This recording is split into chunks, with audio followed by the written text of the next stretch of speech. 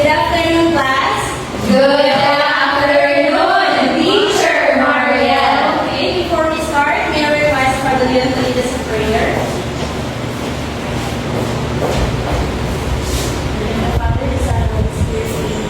Our Father, who art in heaven, hallowed be thy name. Your kingdom come, your will be done, on earth as it is in heaven.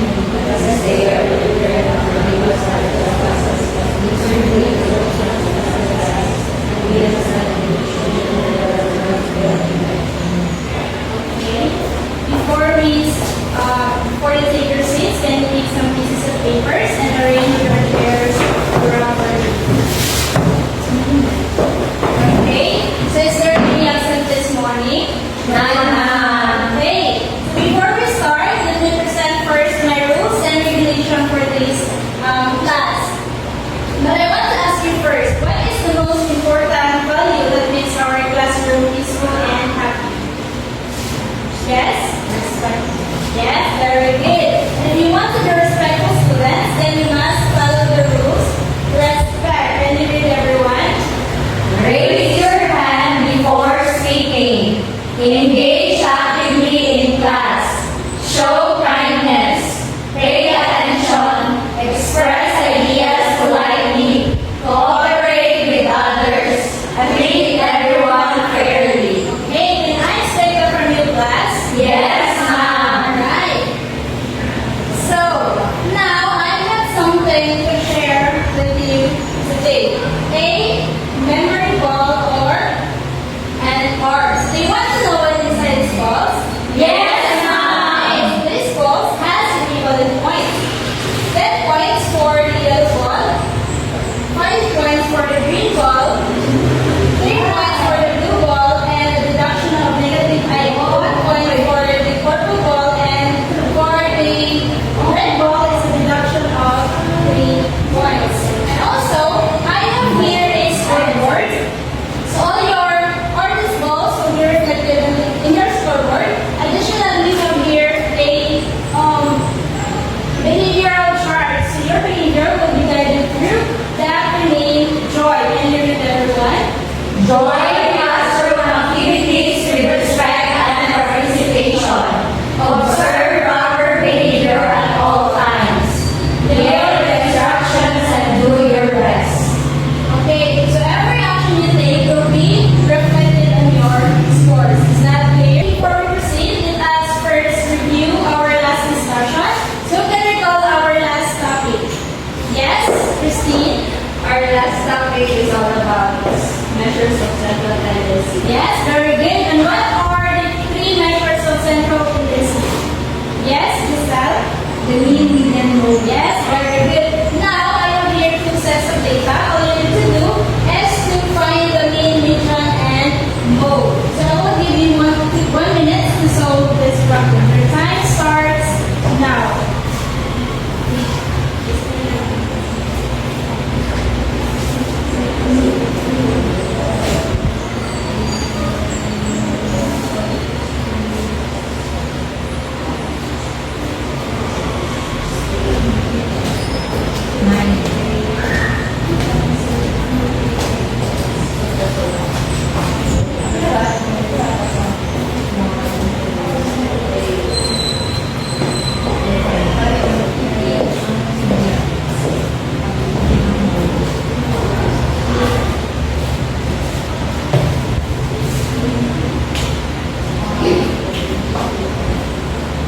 Ma'am, we have 3 answers.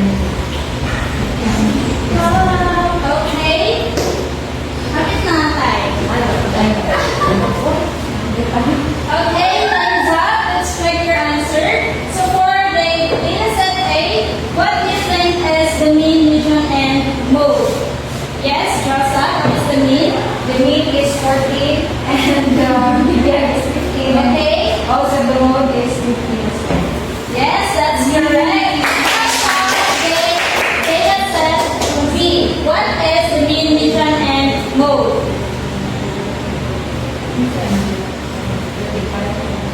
Yes, Giselle? The mean is 35, the median is 32.5, and the mode is 35. Okay, let's check your answer. The mean is 35, median is 32.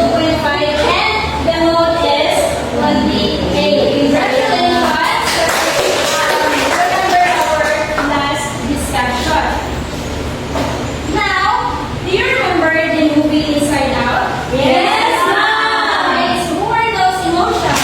Mom, there's joy. Yes, very good. Yes, Gabriel. Hungry. Okay, Rosa. Anxiety. Yes, Giselle. Fear. Okay, very good. So now, write the stream of emotions. Yes, Mom. Now, let's see. Write the stream of emotion. This is joy. Wow. Riley's mine. Next time.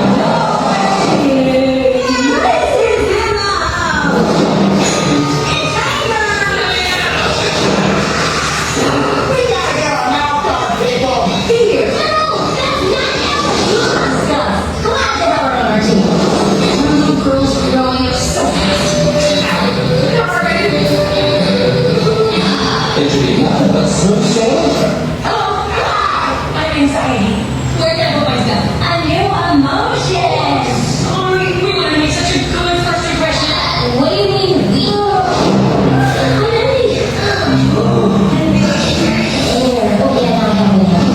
That's on we. It's what you would call the border.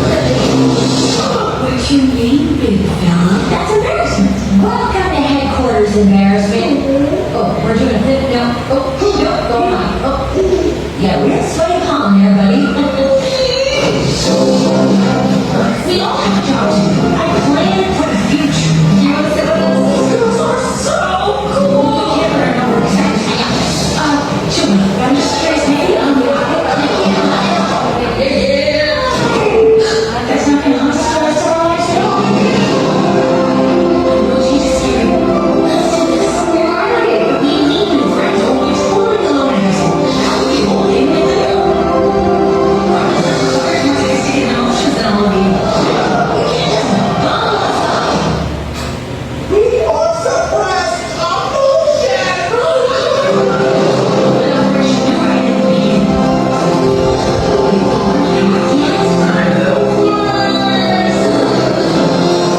That's a preview of the next 10 years.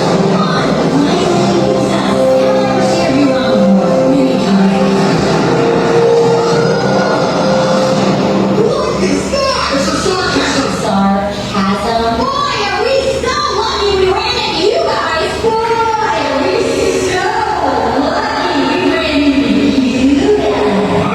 Those guys are jerks. Wow, those guys are jerks. Goodbye. So now, what do you think is release emotions trying to do? Yes, Rosa? You have to understand and manage your feelings. Yes, very good. That's right. Now, Ryan is manage her emotions. So now, we'll take the roles of Ryan's emotions. So, we have sadness, fear, joy, disgust, and anger.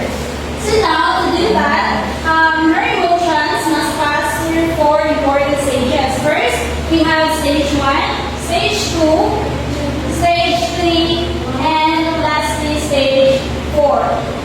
So are you willing to help release emotion class? Yes, Mom. Okay. So before that, let me present first the rubrics for your activities. For the criteria, we have accuracy, clarity of work, engagement, and completion. Is that clear? Yes, Mom. Okay. So for your first activity, the direction is the class will be divided into team joy and team sadness. Since you're gamay lang. And then team joy is on this side, and team anger will be at the back. Yay. Okay, so each team will have, or I will be presenting a perfect one word, and each team will have 10 seconds to discuss and guess the connecting word. So when time is up, one member from each team will place their answer on the board. So, let's go with the activity. Explore the emotions. Emotions number 1.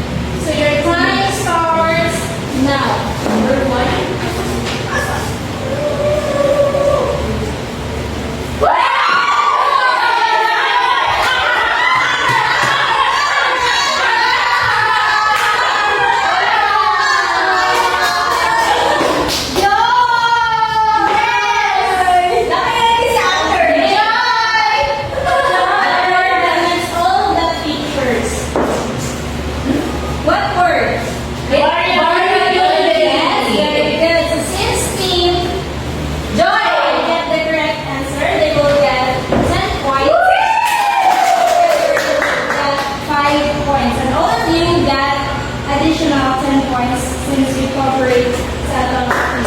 Yes! Variability. Wow! Okay.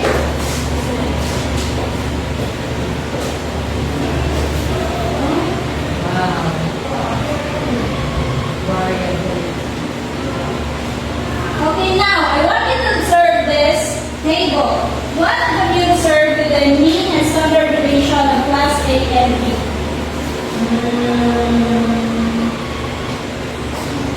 Yes, Giselle? Although nagkapareha sila sa name, bakit nagkalahi sila sa subdivision? Yes, very good. As you can see, the mean of the class A and B are the same, and the standard deviation of the class A is smaller than the class B. Now,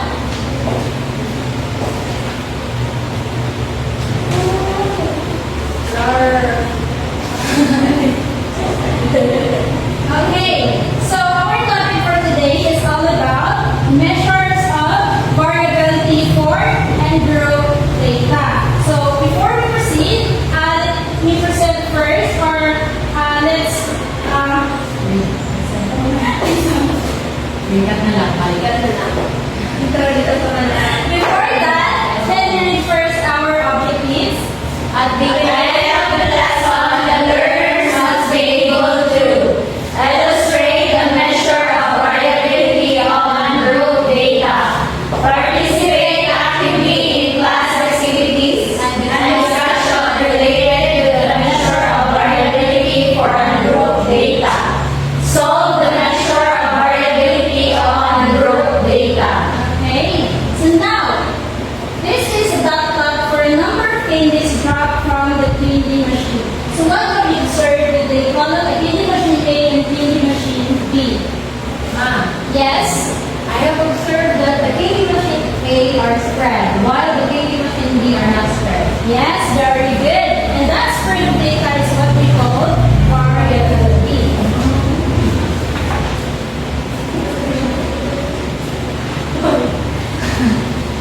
Now, based on that example, how can you describe variability? Anyone?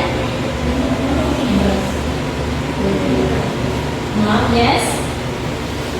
Variability is how spread your data. Yes, that's correct. Now, there are ways to measure variability. So to measure variability more precisely, we use four important methods. First, we have the range, second, average deviation, third, variance, and last is the standard deviation. So now, Ay sa asap sa. Dalaw sa ka. Parang mo ba yung sa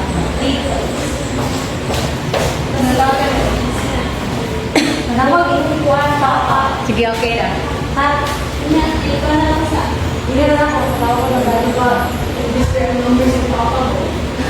So, very good lang po. Okay, so the first measure of variability is the range. So what is the range? Can you read everyone? It shows the difference between the highest and lowest value in a data set. Yes, very good. And now, we have the formula for the range. Can you read everyone?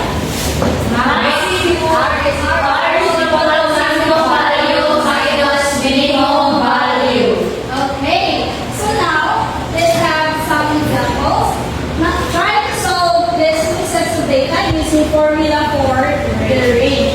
So first, we have the data set range and data set ranges. Okay, so what is the range for the data set A? Anyone? Yes? The data set, or the range of the data set A is 3. Okay, let's check your answer. 4. The maximum value is 10 and the minimum value is 6. I see.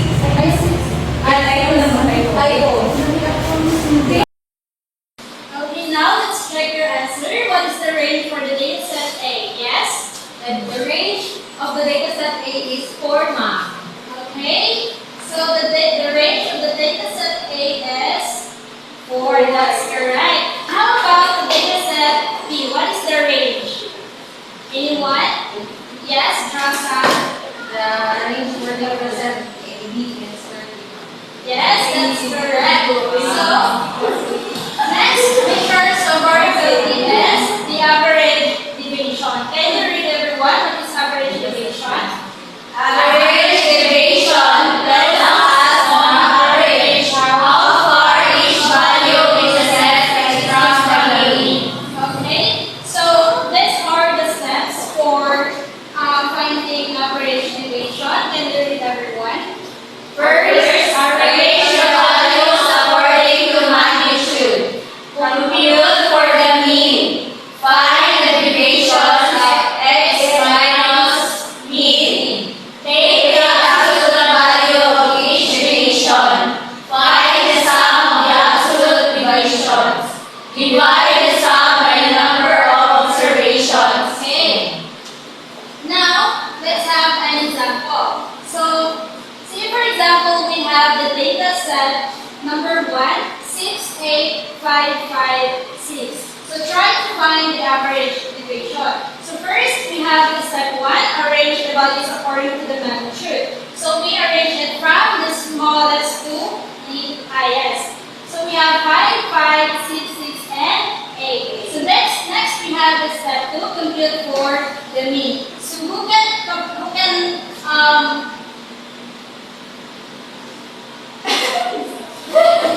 Okay. Next, we have the step 2, compute for the mean. Okay, so what do you think is the mean of data? Yes, Ruana? The mean is 6. Okay, let's check. Yes, that's correct. So, the mean is 6 since we all add the values and we divide it by the number of the values and 30 divided by 5 is 6. Yes. Yes. Next, we have the step, we find the deviation. So, to find the deviation, we have subtract the mean to the values. So, we have the values 5, 5, 6, 6, 8. We subtract it by 6. So, we have the value 1, negative 1, negative 1, 0, 0, and 2. So, next step is take the absolute value of each deviation. So, what is the absolute value of negative 1? 1. Next, we have absolute value of 0 is 0. Yes. And absolute value of 2 is 2. Next step is to find the sum of all absolute deviations. What is the sum of all absolute deviations? 4. Yes, that's correct. So the sum of the absolute deviation is 4. Next, we have the last step. Divide the sum by the number of observations. So we have the sum of the absolute deviation 4 divided by the number of observation. We have 5 and then equal to 0.88. Now,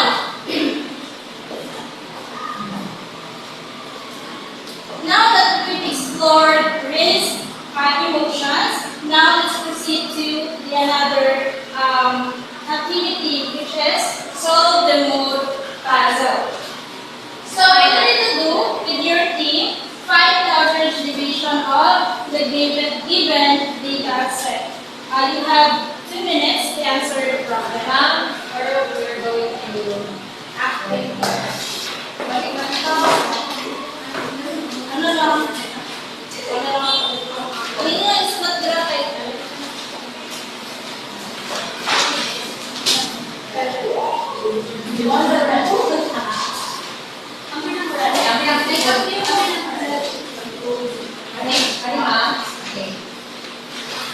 Okay, so your time starts now.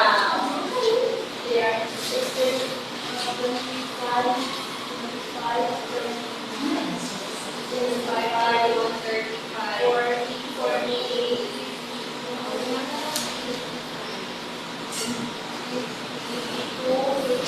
45.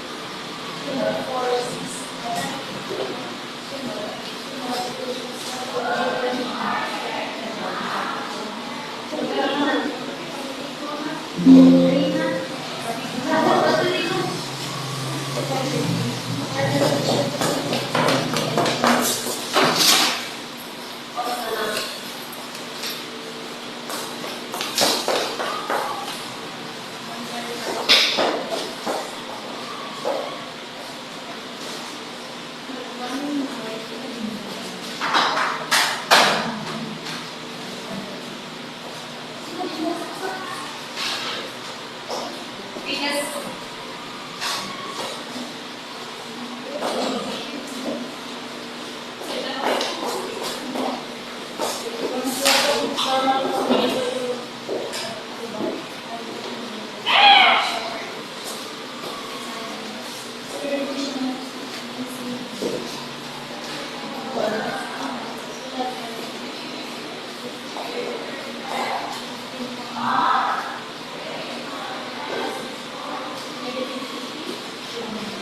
one minute left. Oh no! What's yours?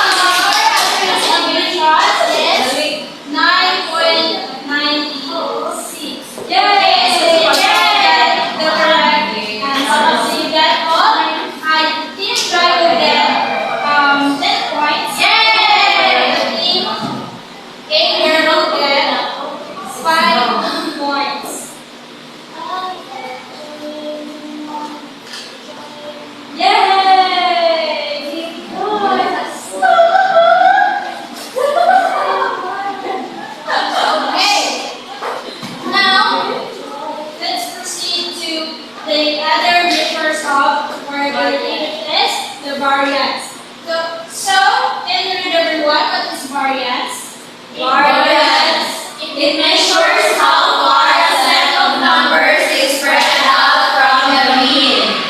Okay, so to calculate the variance, we use like this formula for population. We use this formula, and for the sample sizes, we can use this formula. So now, let's try to solve for the variance of the given data set below, assuming that the data set is the entire population.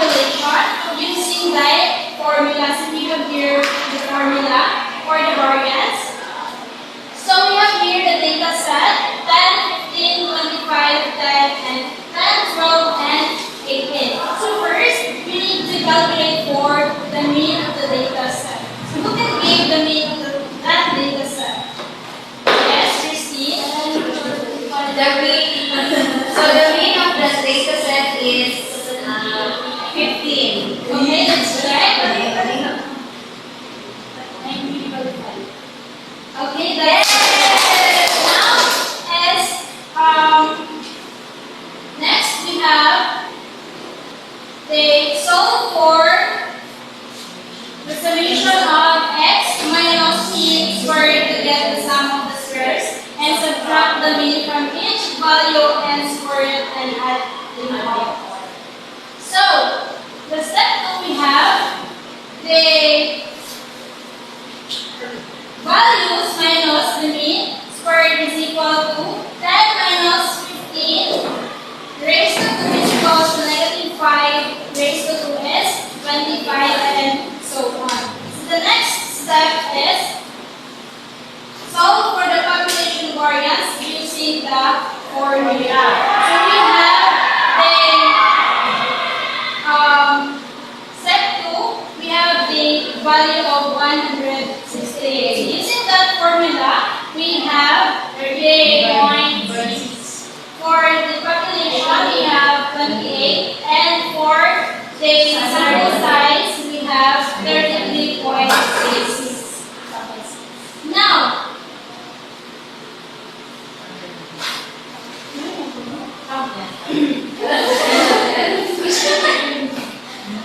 so the last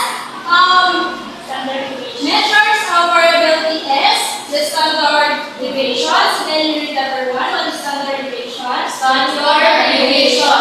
It measures the spread around the mean, making it the most reliable measure of variability. Okay, so to solve for the standard deviation, we simply square the variance. We have this formula for the population and for the sample sizes. Okay, so for the population, we have the variance, we have 28. So the square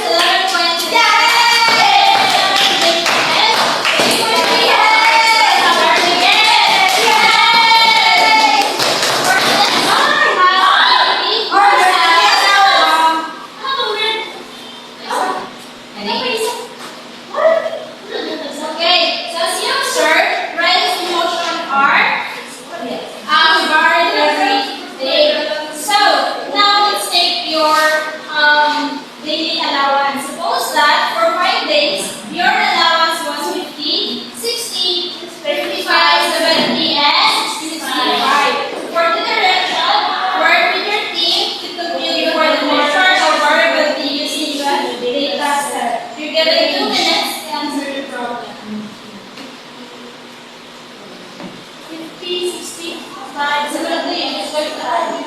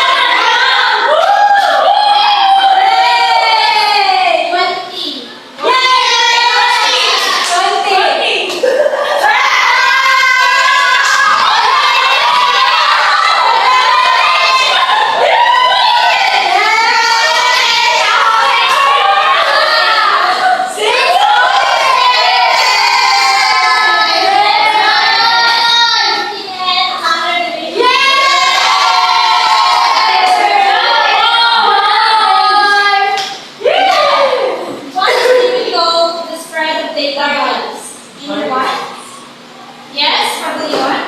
Variance. Yes, that's correct. Variability. Next, what are the four measures of variability? Yes, guys. Okay, so the four measures of variability are first the rate, average deviation, variance, and standard deviation. Yes, that's correct. Next, which is the simplest and most reliable? Ma'am, yes, Christine. The simplest is the range and the most reliable is the standard deviation. Okay, that's correct. Next, why do we need to measure variability? Anyone? Mama, yes?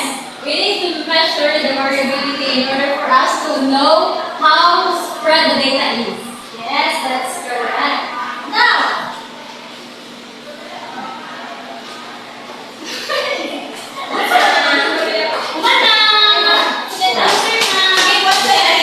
before we end it. Now, get one sheet of paper and choose the letter of the correct answer. Number one.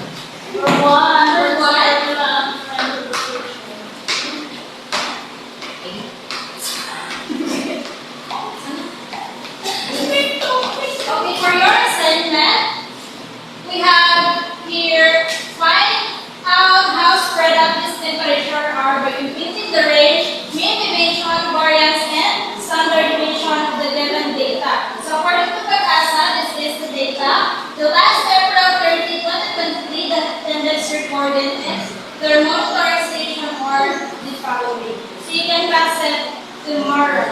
Okay, ma'am.